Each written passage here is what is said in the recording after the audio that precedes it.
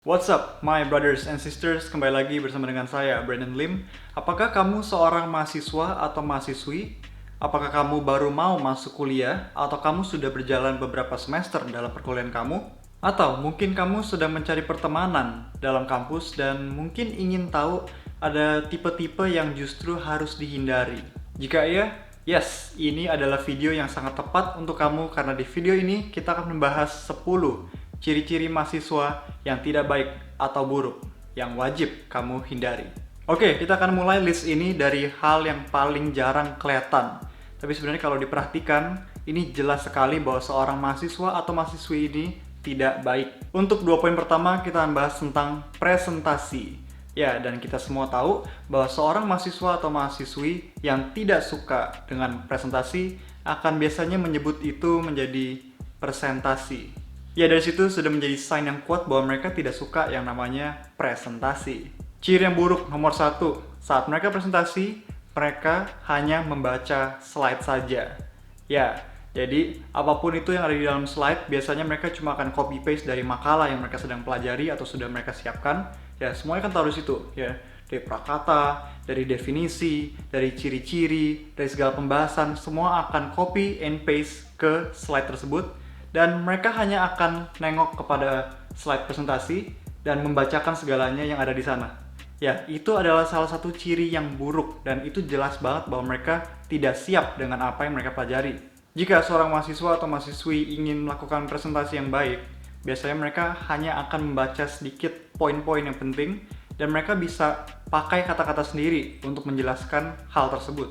Karena saat presentasi, kamu harus menunjukkan 100% bahwa kamu paham, kamu mengerti, dan kamu menguasai materi yang sudah kamu siapkan atau sedang presentasikan kepada kelas dan dosen kamu.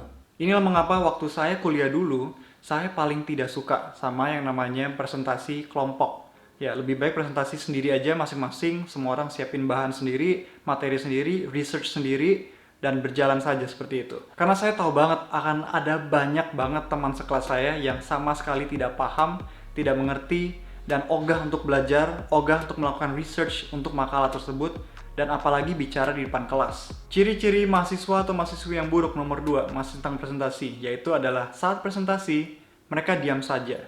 Ya, mereka cuma duduk, mungkin cuma di pojok aja, di ujung aja, diam, cuma kayak pura-pura baca makalah yang sudah mungkin kamu siapkan, dan mereka juga nggak memberi kontribusi apapun dalam pembuatan makalah tersebut. Dari awal pertengahan hingga akhir mereka cuma diem aja di situ. Paling cuma kalau disuruh bacain ya udah bacain. Dan baik lagi saat mereka membacakan sesuatu, biasanya mereka cuma akan lihat kepada slide atau lihat kepada makalah yang sudah kamu lingkari atau kamu bilang oh bahas ini. Udah, mereka nggak mungkin akan improve dalam perkataan mereka sendiri, mereka tidak mungkin akan memberikan insight yang mereka paham. So, untuk poin nomor 1 dan 2 tentang presentasi, kamu bisa lihat bahwa seorang itu bisa dinilai baik atau tidak, rajin atau tidak, dari cara mereka menyampaikan presentasi yang sudah mereka pelajari.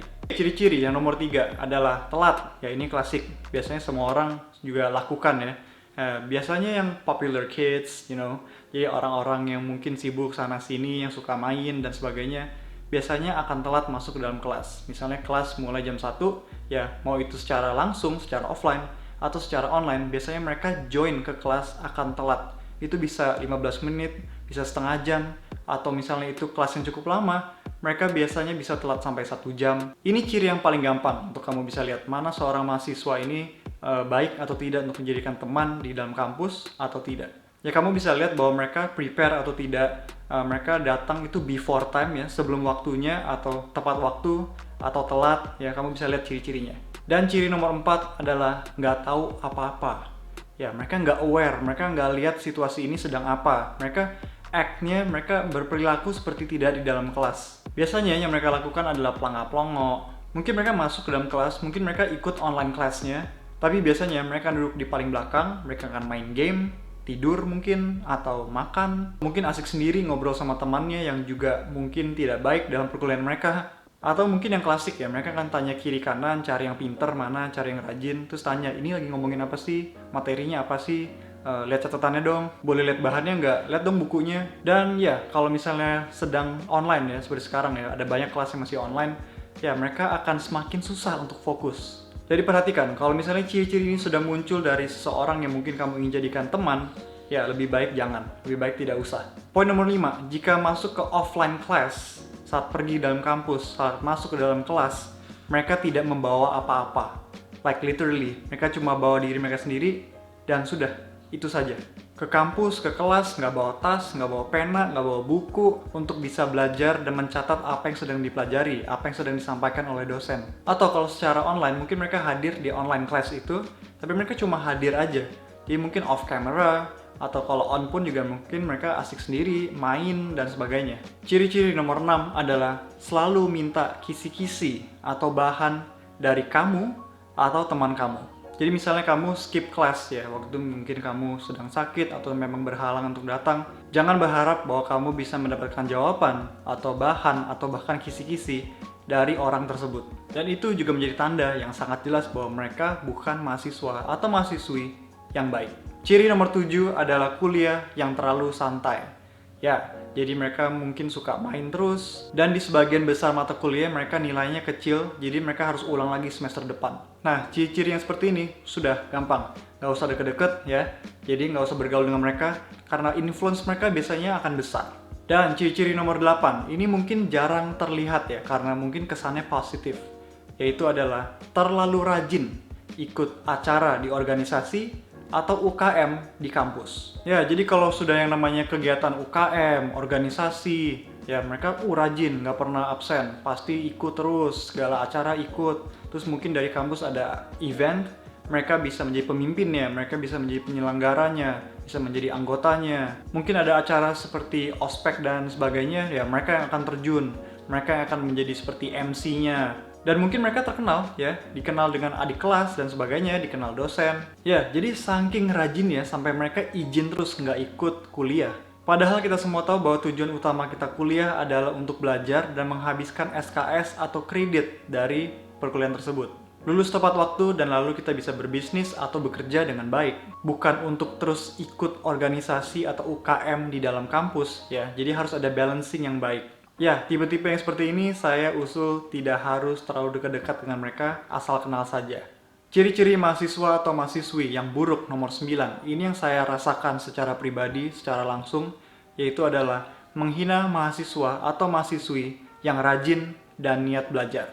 Ya, saya pernah dihina atau diejek oleh seorang teman di kelas saya yang saya sebenarnya tidak tahu siapa juga namanya, hanya karena saya punya buku yang diwajibkan oleh dosen untuk beli dan pelajari, dan dia nggak punya. Dan saya salah satu orang yang punya buku tersebut. Dan harga buku tersebut juga kurang lebih cuma 50.000 atau bahkan lebih murah dari itu. Ya, jadi saya bingung gitu. Kenapa? Kenapa harus menghina? Kenapa harus mengejek? Kenapa harus marah dengan orang yang wajib punya buku dan mereka tidak? Dan saya juga pernah diejek karena saya punya kalkulator saintifik. Ya, cuma karena itu. Mereka nggak punya, dan saya punya, lalu saya diejek. Ciri mahasiswa yang tidak baik yang terakhir, nomor 10 adalah tidak hormat dengan dosen. Ya, misalnya kamu tahu di dalam kampus ada mahasiswa atau mahasiswi yang tidak hormat dengan dosen. Dengan cara mereka berbicara, etika mereka, atau mereka misalnya suka membicarakan dosen di balik mereka, di belakang mereka. Ini punya pengaruh yang sangat-sangat besar untuk kehidupan kita. Ya, kalau misalnya kita melihat perilaku tersebut dan menurut kita itu hal yang biasa, itu ada masalah sih di situ. Jika kita beranggapan bahwa perilaku tersebut adalah perilaku yang normal, kita akan menjadi kebiasaan baru untuk kehidupan kita. Ya, kita akan menormalisasikan perilaku tersebut. Dan mungkin ya, kita bisa tidak hormat pada dosen, tapi kalau misalnya itu sudah menjadi kebiasaan, kita bisa bawa perilaku tersebut pulang ke rumah. Dari situ kita bisa secara tidak sadar tidak hormat kepada orang tua kita dan kepada orang lain juga. Mungkin nanti perilaku ini bisa kita bawa juga kepada tempat pekerjaan kita nanti saat kita sudah selesai kuliah. Mungkin ada atasan kita, ada bos kita. Nah, nanti kita mungkin attitude-nya kepada mereka juga sama seperti kita treat dosen kita dulu waktu kita kuliah. Dan mungkin nanti kamu punya usaha sendiri ya, menjadi entrepreneur sendiri. Nah, kita bisa treat pelanggan kita, customer kita juga sama. Jadi intinya saat kita belajar untuk tidak hormat kepada dosen kita bisa membawa sifat tersebut, kebiasaan tersebut kepada semua orang yang lain. Jadi seperti tulisan yang di depan, ya, pergaulan yang buruk bisa merusak kebiasaan yang baik. So, be careful. Ya, itu adalah 10 ciri-ciri mahasiswa atau mahasiswi yang tidak baik. dan kamu wajib hindari itu semua. Berperilakulah yang baik di dalam kampus, ya, on and off campus actually, dan jadilah orang yang bisa disenangi oleh semua orang. So, that is it. Subscribe to this channel if you haven't already. Give a like to this video. Share this video with your friends. I'll be seeing you in the comment section below. Dan sampai ketemu juga di video selanjutnya. I'm Brandon Lim, signing off. Peace out.